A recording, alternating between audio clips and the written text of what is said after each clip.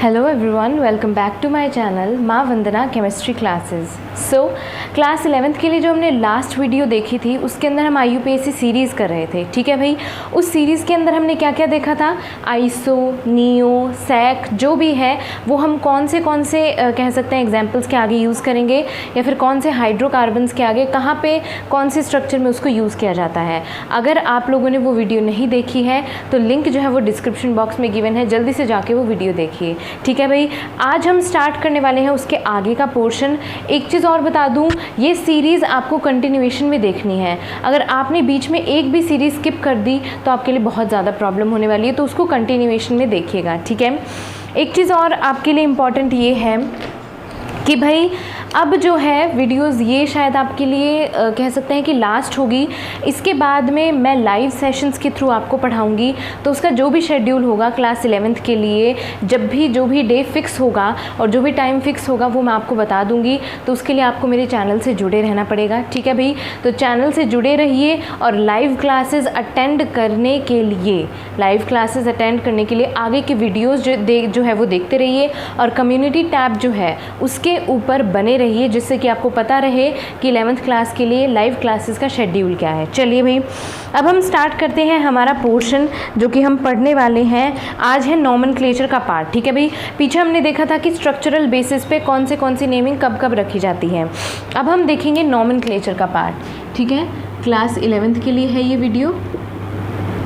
अब देखिए, नॉमेनक्लेचर जो है यानी कि कोई भी अगर आप देख सकते हैं कहीं पे भी आप नेमिंग देखते हैं तो नोमेनक्लेचर जो होता है उसको 3 पार्ट्स में डिवाइड किया जाता है। यानी कि नेमिंग जो होती है वो 3 तरीके की होती है। ठीक है भाई, सबसे पहली कौन से तरीके की नेमिंग होती है, ये होती है कॉमन नेम।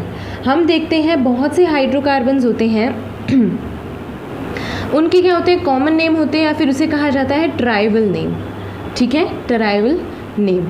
नेक्स्ट आता है जो हमारे पास में कॉमन नेम के बाद में आता है डेराइव्ड नेम। ठीक है, नेक्स्ट आते हैं डेराइव्ड नेम।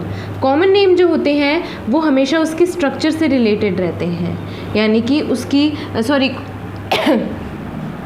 कॉमन नेम जो होते हैं वो हमेशा जुड़े रहते हैं किससे भाई, वो हमेशा जुड़े रहते हैं कहाँ से उसका ओरिजिन हुआ है। डेराइव्ड नेम जो होते हैं वो उसके स्ट्रक्चर से जुड़े रहते हैं। नेक्स्ट आता है IUPAC नेम। IUPAC नेम जो होते हैं ये डिपेंड करते हैं कि उनके साथ में कौन सा फंक्शनल ग्रुप जुड़ा है, उसके हिसाब से होते हैं। चलिए भाई, अब सबसे पहले हम कॉमन नेम की बात कर लेते हैं, इसको यहीं डिस्कस कर लेते हैं। कॉमन नेम जो होते हैं ये बेस्ड ऑन दी ओरिजिन पे बेस्ड होते हैं, बेस्ड ऑन दी ओरिजिन। हमेशा कॉमन नेम जो है वो ओरिजिन के ऊपर बेस्ड होते हैं। अब यहाँ पे ओरिजिन का मतलब क्या है, देखिए भाई, ओरिजिन का मतलब होता है कि कहाँ से उनको निकाला गया है। ठीक है, यानी सबसे पहले उनको कौन सी जगह से निकाला गया है। जैसे कि फॉर एग्जांपल CH4 है। ठीक है, CH4 का सोर्स देखेंगे हम और उसका हम ओरिजिन देखेंगे। ठीक है भाई, अब देखिए CH4 है। ठीक है, इसको सोर्स, अब देखिए CH4 का जो सोर्स है इसको कहाँ से निकाला जाता है, मार्शी एरिया से, मार्शी एरियाज। इस वजह से इसलिए इसका ओरिजिन जो है, इसका सोर्स होगा और ओरिजिन होगा। ठीक है, सोर्स होगा और ओरिजिन नहीं, यहाँ पे आएगा कॉमन नेम। ठीक है, यानी कि CH4 जो है इसका सोर्स तो है, इसको कहाँ से लिया जाता है, मार्शी एरिया से, और इसका कॉमन नेम क्या होगा भाई, मार्श गैस। CH4 को क्या कहा जाता है, मार्श गैस। अब मार्शी एरियाज़ क्या होते हैं, मार्शी एरियाज़ होते हैं दलदल वाले जो एरियाज़ होते हैं, वहाँ पे CH4 जो है मीथेन गैस प्रेजेंट होती है, इसलिए कभी कभार CH4 को मार्शी गैस या फिर मार्श गैस भी बोला जाता है। ठीक है भाई, ये है इसका कॉमन नेम। अब बात करते हैं CH3OH। अब आ जाइए CH3OH। इन सब की नेमिंग मैं आपको बताऊंगी, कोई टेंशन वाली बात नहीं है। ठीक है, अभी सिर्फ हमें कॉमन नेम इनका ध्यान रखना है। अब देखिए CH4 जो है इसका सोर्स क्या है, इसको ऑब्टेन किया जाता है डिस्टिलेशन से, डिस्टिलेशन ऑफ वुड। जब भी वुड का, लकड़ी का, इसका क्या किया जाता है, लकड़ी का डिस्टिलेशन किया जाता है, वहाँ से इसको ऑब्टेन किया जाता है। अब इसका कॉमन नेम क्या है भाई, वुड स्पिरिट। इसको क्या कहा जाता है, वुड स्पिरिट। ठीक है, समझ आ गई। यानी CH3OH, CH3OH क्या है भाई? मीथेनॉल है। ठीक है, मीथेनॉल जो होता है इसको कहाँ से ऑब्टेन किया जाता है? इसको distillation of would say obtain किया जाता है और इसका जो कॉमन नेम है इसी की वजह से डल गया वुड स्पिरिट। ठीक है भाई, अब बात करते हैं नेक्स्ट पॉइंट की, जो कि है HCOOH, HCOOH। मेरे ख्याल से ये सबको ध्यान होगा कि HCOOH क्या है। ठीक है, HCOOH जो होता है ये कहाँ से ऑब्टेन होता है? फॉर्मिका से। फॉर्मिका क्या है भाई? रेड एंट के अंदर जो है प्रेजेंट होता है। लाल चींटी जो होती है, जो हमारे घर में घूमती रहती हैं, ठीक है, लाल चींटी जो होती है उनके अंदर प्रेजेंट होता है, इसलिए इसका नाम डल गया क्या? Formic acid. क्या नाम डल गया भाई इसका? Formic acid. समझ आ गई भाई? ये चीज़ बहुत इजी है, कोई टेंशन वाली बात नहीं है, बस हल्का सा इसके अंदर क्या करना है, हमें दिमाग लगाना है। चलिए भाई, अब नेक्स्ट बात करते हैं हम नेक्स्ट पॉइंट की, जो कि है CH3CHCOOH। ठीक है, यानी कि ये जो जितने भी ये हाइड्रोकार्बन्स हैं इन सब की नेमिंग मैं आपको बताऊंगी, कोई टेंशन वाली बात नहीं है। अभी सिर्फ आपको इतना याद रखना है कि इनके कॉमन नेम क्या है। ठीक है, ये है, इसको मिल्क से ऑब्टेन किया जाता है। ठीक है, इसलिए इसका नाम क्या डल गया? Lactic acid. समझ आ गई ये चीज़? इसका कॉमन नेम क्या हो गया? Lactic acid. बहुत इजी है। ठीक है, ये मैंने आपको कुछ एग्जाम्पल के बेसिस पे इसको बता दिया है कि कॉमन नेम जो होते हैं उनको टेराइवल नेम भी कहा जाता है। इनका नाम जो पड़ता है वो किससे पड़ता है? ऑरिजिन से, यानी जहाँ से ये ऑब्टेन किए जाते हैं, जो इनका सोर्स होगा उसी के थ्रू इनका नाम रख दिया जाता है। जैसे CH4 जो है वो दलदली एरियो में ज़्यादा मिलता है। गैस जो होती है CH4, मीथेन गैस जो होती है वो सबसे पहले कहाँ दिखेगी? मार्शी एरियाज़, दलदल वाले एरियाज़, इसका नाम डल गया मार्श गैस। फिर है CH3OH, इसको ऑब्टेन किया जाता है distillation of would say.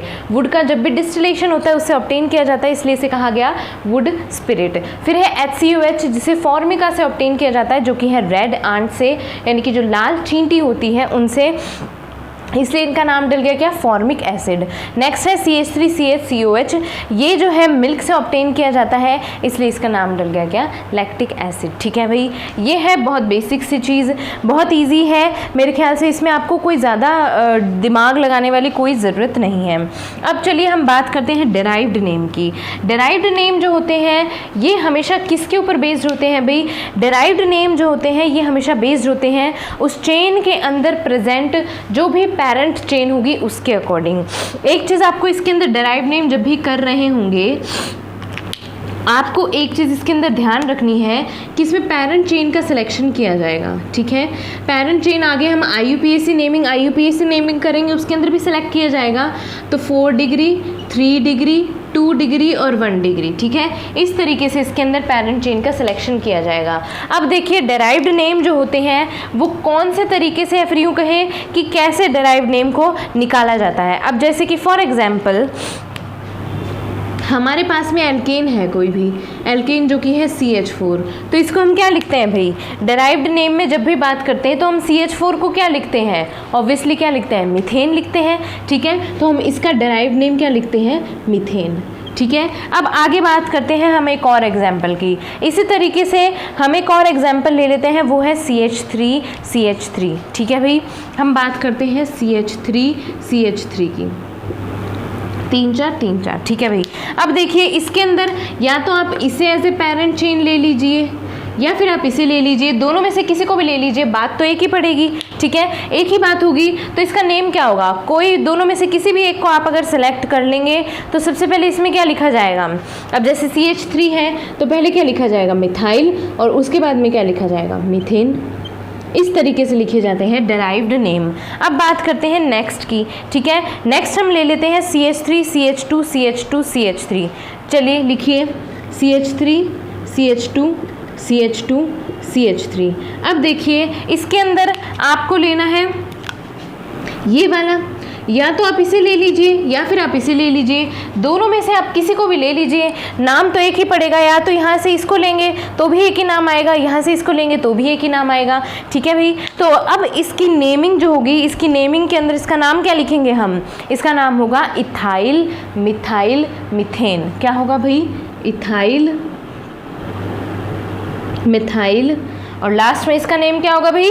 Ethyl, methyl और मीथेन। ठीक है भाई, इस तरीके से जो है डेराइव्ड नेम हमेशा लिखे जाते हैं। इनमें क्या किया जाता है, एक 4 डिग्री वाला, 3 डिग्री वाला, 2 डिग्री वाला, 1 डिग्री वाला एक पैरेंट चेन जो होती है उसको सेलेक्ट कर लिया जाता है। जैसे ही वो पैरेंट चेन सेलेक्ट कर लेते हैं उसके बाद में उसको सेलेक्ट करके उनके नाम बाकी बचे हुए उस अकॉर्डिंग लिखे जाते हैं। ठीक है भाई, ये है डेराइव्ड नेम जो कि है बहुत ज़्यादा ईजी। अब बात करते हैं हम IUPAC नेमिंग की। IUPAC नेमिंग की बात करने से पहले आपको बहुत से फंक्शनल ग्रुप की जानकारी होनी चाहिए और उन फंक्शनल ग्रुप में प्रीफिक्स और सफिक्स क्या होते हैं वो आपको जानना बहुत ज़्यादा ज़रूरी है। तो हम अभी जो बात करने वाले हैं वो है IUPAC नेमिंग। चलिए, आप सबने पढ़ा होगा, इतना तो आपको ध्यान होगा ही कि फंक्शनल ग्रुप जो होते हैं वो कौन कौन से तरीके के हैं भाई। वो हैं, एक तो हो गए हमारे जो नॉर्मल हमने एल्केन, एल्कीन, एल्काइन लेने हैं, वो तो हम बात कर ही चुके हैं। उसके बाद में जो हमारे फंक्शनल ग्रुप होते हैं वो कौन से होते हैं, अल्कोहल हो गए, फिनोल हो गए, ईथर हो गए, एस्टर हो गए। ठीक है, ये सारे के सारे फंक्शनल ग्रुप होते हैं। इन सब का प्रीफिक्स क्या होगा, सफिक्स क्या होगा, उसकी अब हम बात करेंगे। चलिए भाई, हेडिंग डाल लीजिए IUPAC नेमिंग, IUPAC नेमिंग। चलिए भाई, अब इसके अंदर जो चीज़ हम डिस्कस करने वाले हैं वो सबसे पहले तो क्या है, फंक्शनल ग्रुप। सबसे पहले है फंक्शनल ग्रुप, फिर उसके बाद में उसका प्रीफिक्स और फिर है उसका सफिक्स। अब कुछ लोगों को ये दिक्कत होगी कि प्रीफिक्स और सफिक्स क्या होता है। प्रीफिक्स होता है नाम में पहले जो लिखा जाता है। ठीक है, अब जैसे मान लीजिए किसी का नाम है, कुछ भी फॉर एग्जांपल नाम हो किसी का, कोई भी नेम हो, आपका जो सरनेम होगा, जो लास्ट में आप सरनेम लिखते हैं ना, जैसे किसी का होता है बंसल हो गया, ठीक है, किसी का शर्मा हो गया। ठीक है, ये जो आपके सरनेम होते हैं ये क्या होते हैं, सफिक्स होते हैं। ठीक है, जो नाम के लास्ट में जुड़ रहे हैं। और प्रीफिक्स क्या होता है, प्रीफिक्स जो नाम से पहले जुड़ रहे होते हैं। ठीक है, वो सब चीज़ें जो होती हैं वो आएंगी। अब देखिए, फंक्शनल ग्रुप जो है इसके अंदर सबसे पहले हम डिस्कस करते हैं, दैट इज़ आर COOH। इसे कहा क्या जाता है, कार्बोक्सिलिक एसिड। कार्बोक्सिलिक एसिड है, इसका कोई भी प्रीफिक्स नहीं होता, यानी इसके अंदर हमें प्रीफिक्स कुछ भी लिखना नहीं होता है। लेकिन इसका सफिक्स क्या होता है, जब भी ये किसी के अंदर जुड़ जाता है तो इसका सफिक्स आता है ओइक एसिड। ठीक है, मिथेनोइक एसिड, इथेनोइक एसिड, ठीक है, प्रोपेनोइक एसिड, ये सब लिखा जाता है। नेक्स्ट बात करते हैं SO3H। SO3H जो है इसे कहा जाता है सल्फोनिक एसिड। क्या कहा जाता है भाई इसे, सल्फोनिक एसिड। अब इस सल्फोनिक एसिड का कोई भी एक मिनट, प्रीफिक्स है इसका, प्रीफिक्स जो है इसका है, और प्रीफिक्स जो है बताइए भाई, सल्फोनिक एसिड जो है इसको जब भी लिखा जाएगा तो इसका प्रीफिक्स क्या होगा, बिल्कुल इसका जो प्रीफिक्स होगा वो होगा सल्फो। प्रीफिक्स होगा सल्फो और जो इसका सफिक्स होगा वो बिल्कुल इसके नाम की तरह सल्फोनिक एसिड। सल्फोनिक एसिड, समझ आ गई भाई, बहुत ही ज़्यादा इजी है, बस थोड़ा थोड़ा आपको इसके अंदर ये याद रखना ही पड़ेगा। चलिए भाई, अब हम बात करते हैं नेक्स्ट की, दैट इज़ आर एनहाइड्राइड। किस तरीके से बनता है एनहाइड्राइड, इस तरीके से। ठीक है, ये है क्या, यहाँ पे लिख देती हूँ एनहाइड्राइड। चलिए भाई, अब इस एनहाइड्राइड का बताइए कि सफिक्स क्या होगा और प्रीफिक्स क्या होगा, जल्दी बताइए भाई, कमेंट सेक्शन में जल्दी से कमेंट कर दीजिए जिनको ध्यान है। देखिए, इसका प्रीफिक्स तो कुछ भी नहीं होगा और इसका सफिक्स होगा ओइक एनहाइड्राइड। क्या होगा भाई, ओइक एनहाइड्राइड। ये लीजिए। अब बात करते हैं नेक्स्ट पॉइंट की, दैट इज ईस्टर। ईस्टर क्या होता है भाई, COOR। ठीक है, ये होता है एस्टर। एस्टर भी बोलते हैं, ईस्टर भी बोलते हैं बहुत लोग। ठीक है भाई, अब देखिए, जब भी ईस्टर जो है या एस्टर जो है जुड़ता है तो इसका प्रीफिक्स कुछ भी नहीं होता है, इसका प्रीफिक्स कुछ भी नहीं होगा। और इसका सफिक्स क्या होता है भाई, जल्दी बताइए, सबको ध्यान है, एस्टर का प्रीफिक्स जो है सफिक्स क्या होता है। जी हाँ, इसका सफिक्स जो होता है वो होता है एल्काइल और उसके बाद में यहाँ पे यानी कि अगर हमारे पास में 1 कार्बन है, 2 कार्बन है, 3 कार्बन है, 4 कार्बन है, उस हिसाब से हम यहाँ पे कार्बन का अमाउंट लिख के O8 लिखेंगे, ठीक है। जैसे एल्काइल अगर 1 कार्बन है तो एल्काइल मिथेनोएट, और अगर 3 कार्बन है तो प्रोपेनोएट, ठीक है। तो यहाँ पे इस डैश की जगह पे क्या होगा, यहाँ पे मैं लिख देती हूँ कार्बन का amount, carbon number of carbon, ठीक है भाई। यहाँ पे क्या आ जाएंगे, नंबर ऑफ कार्बन। ये हो गया हमारा एस्टर। अब बात करते हैं इसके बाद में हम एसिड हैलाइड, जो कि होता है COX, ये होता है हमारा एसिड हैलाइड। क्या है भाई, एसिड हैलाइड। अब देखिए इस एसिड हैलाइड का प्रीफिक्स क्या होगा, प्रीफिक्स इसका कुछ भी नहीं होगा, इसका प्रीफिक्स कुछ भी नहीं होता है, तो इसका सफिक्स क्या होगा। ऐसा तो यानी प्रीफिक्स और सफिक्स दोनों ही नहीं हो, इसका सफिक्स क्या होगा भाई, इसका सफिक्स होगा ऑयल हैलाइड, ऑयल हैलाइड। अब इस ऑयल के पहले भी जो भी नंबर ऑफ कार्बन होंगे वो यहाँ पे लिख दिया जाएगा, प्रोपाइल हैलाइड, मेथेनोइल हैलाइड, जितने भी कार्बन होंगे उस अकॉर्डिंग इसका नंबर आगे लिख दिया जाएगा। अब बात करते हैं CONH2,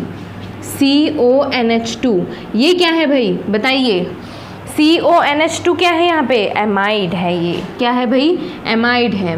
अब इस एमाइड का प्रीफिक्स और सफिक्स बताइए जल्दी से, इस एमाइड का प्रीफिक्स और सफिक्स बताइए। इसका कोई भी प्रीफिक्स नहीं होता है, और जब भी सफिक्स लिखा जाएगा तो इसके लास्ट में हमेशा एमाइड जुड़ जाएगा भाई। बहुत इजी है, सिंपल है, जो डेली यूज़ में आपके आने वाले हैं उन्हीं को मैं काम में ले रही हूँ। चलिए अब बात करते हैं CHO क्या है, एल्डिहाइड। क्या है भाई CHO, एल्डिहाइड। इसका प्रीफिक्स क्या होता है, इसका प्रीफिक्स होता है ऑक्सो, इसका प्रीफिक्स क्या होता है, ऑक्सो, और इसका सफिक्स क्या होता है, जितने भी प्रेजेंट होते हैं उसके बाद में लग जाता है AL, जैसे कि प्रोपानल, ब्यूटानल, ठीक है, AL उसके लास्ट में लग जाता है। अब बात करते हैं हम नेक्स्ट, इससे पहले एक बार थोड़ा सा ऊपर वाला जो है कार्बोक्सिलिक एसिड वाला रब कर रही हूँ भाई, जिन्होंने लिख लिया हो ठीक है, वरना थोड़ा सा वीडियो को आप बैक कर सकते हैं और बैक करके और फिर उसके बाद में वापस लिख लीजिएगा, ठीक है भाई। चलिए अब हम बात करते हैं कीटोन की। कीटोन जो होता है वो क्या होता है, C≡O, ये क्या है, कीटोन है, ठीक है। अब इसके पहले इसका प्रीफिक्स और सफिक्स बताइए भाई। प्रीफिक्स जो है इसका कीटो या फिर ऑक्सो नाम से इसका जो होता है प्रीफिक्स होता है, पहले लगता है। अब बताइए सफिक्स, सफिक्स जो है इसका क्या होता है, सबको ध्यान है, सबको पता है कि इसका सफिक्स क्या होता है भाई। बिल्कुल, इसका सफिक्स जो होता है वो होता है ONE, ऑन, ठीक है भाई। यहाँ पे पहले लग जाएगा ब्यूटेनॉन, ठीक है, प्रोपेनॉन, जो भी इसका जितने नंबर ऑफ कार्बन्स होंगे वो उसके आगे जुड़ते जाएंगे, ठीक है। नेक्स्ट हम लेते हैं, यहाँ से सल्फोनिक एसिड को रब कर रही हूँ, जिसे नहीं किया हो वीडियो बाद में आप जो है बैकवर्ड वापस से पीछे करके बैक करके आप उसको देख सकते हैं, और नहीं तो आप फिर स्क्रीनशॉट भी ले सकते हैं, ठीक है भाई। चलिए भाई अब हम बात करते हैं OH। OH मेरे ख्याल से सबको पता है क्या है, एल्कोहल, ठीक है। OH है एल्कोहल, इसका प्रीफिक्स जो है वो कुछ भी नहीं होता है, एल्कोहल का प्रीफिक्स कुछ भी नहीं होता है, या फिर यूँ कहें कि एल्कोहल के अंदर हाइड्रोक्सी लिखा जाता है वैसे, ठीक है। अगर आप चाहें तो इसमें इसको हाइड्रोक्सी लिख सकते हैं। प्रीफिक्स जो होता है वो इसका होता है हाइड्रोक्सी, और इसका जो सफिक्स है, सफिक्स क्या होता है भाई, सबको ध्यान है, इसका सफिक्स क्या होता है, OL, ठीक है भाई। OL जो है इसका सफिक्स होता है। बहुत इजी चीज़ है, थोड़े से रहे हैं, इतना जब कर लिया है तो अब आप इसको थोड़ा सा और कर लीजिए, ताकि आपको आगे जो है वो प्रॉब्लम नहीं हो, आगे आपको ध्यान रहे, ठीक है। ये आपको टेबल याद रखनी ही पड़ेगी भाई, क्योंकि इसका कोई भी शॉर्टकट नहीं है, ये टेबल आपको याद रखनी पड़ेंगी। अब नेक्स्ट करते हैं SH।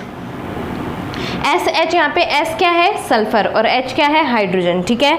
इसका प्रीफिक्स जो होता है वो होता है मार्केप्टो, MERCAPTO, ठीक है। मार्केप्टो इसका प्रीफिक्स होता है, और इसका जो सफिक्स होता है उसको लिखा जाता है क्या भाई, बहुत बार यूज़ किया होगा आपने, थाइओल, ठीक है भाई। अगर 3 कार्बन हो तो प्रोपेन थाइओल, और अगर 4 कार्बन हो तो ब्यूटेन थाइओल, वो सब चीज़ें आगे आ जाएंगी, उसके लिए आप बिल्कुल भी परेशान मत होइए, ठीक है। अब लास्ट जो हमारा बचता है दैट इज़ NH2, जो कि है एमीन, क्या होता है भाई, एमीन। एमीन का प्रीफिक्स क्या होता है भाई, एमिनो, और इसका सफिक्स क्या होगा, प्रीफिक्स तो होगा एमिनो और इसका सफिक्स जो है वो क्या होगा, same as its name that is amine, same as its name that is amine, जिसका नाम है उसी के नाम से इसका सफिक्स होगा। ठीक है भाई, ये यहाँ पे टेबल है जो कि IUPAC नेम के लिए यूज़ की जाती है। इससे पहले हमने देखा कॉमन नेम और डेराइव्ड नेम जो होते हैं वो क्या होते हैं और कौन से बेसिस पे उनका डिवीजन होता है। ठीक है भाई, ये थी हमारी आज की वीडियो। नेक्स्ट वीडियो के अंदर हम IUPAC नॉमेनक्लेचर जो हमने ये लिखे हैं इनके हम रूल्स करने वाले हैं, बिल्कुल भी मिस मत कीजिएगा। और पहली वाली वीडियो जिसने नहीं देखी है लिंक डिस्क्रिप्शन बॉक्स में है, एक बार फिर से याद दिला देती हूँ। नेक्स्ट वीक से हम लाइव क्लासेस स्टार्ट करने वाले हैं, तो उसका जो भी शेड्यूल होगा वो जानने के लिए आप मेरे चैनल से जुड़े रहिए। तो मिलते हैं नेक्स्ट वीडियो के अंदर। Till then take care, bye bye.